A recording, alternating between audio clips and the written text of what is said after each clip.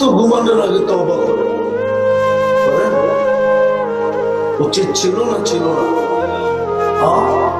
কত মানুষ তো ঘুমাইতে যে আর কোনদিন উঠে না। ভালো মতে বোঝেন।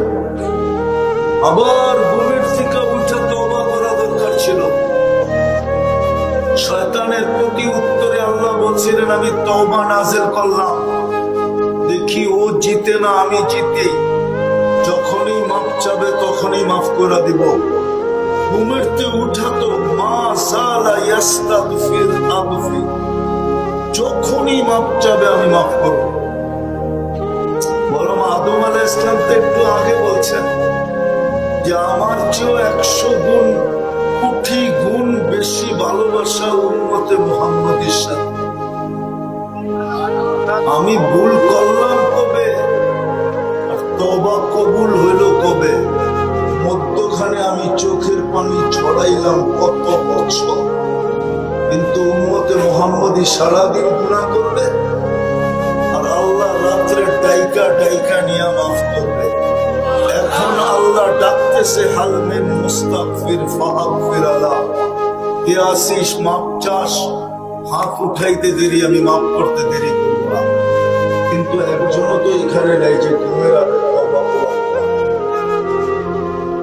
ঘুমের থেকে উঠে এই বইলা তওবা করে, আল্লাহ সূর্য উঠতে তো দেখলাম, যদি ডুবতে না দেখি, এই জন্য আগেই মাপ চাইতেছি। উঠা তো কেউ তওবা করে না,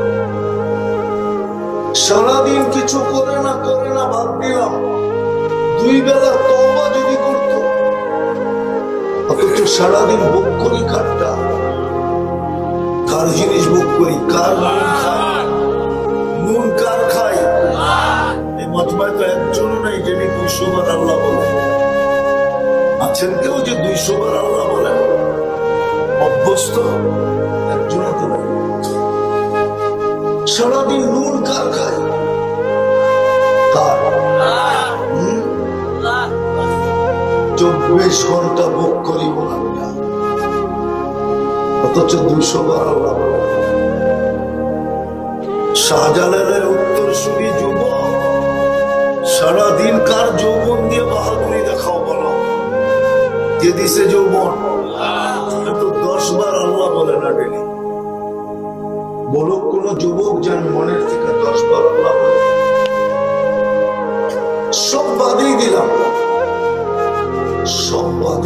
সব বাদ।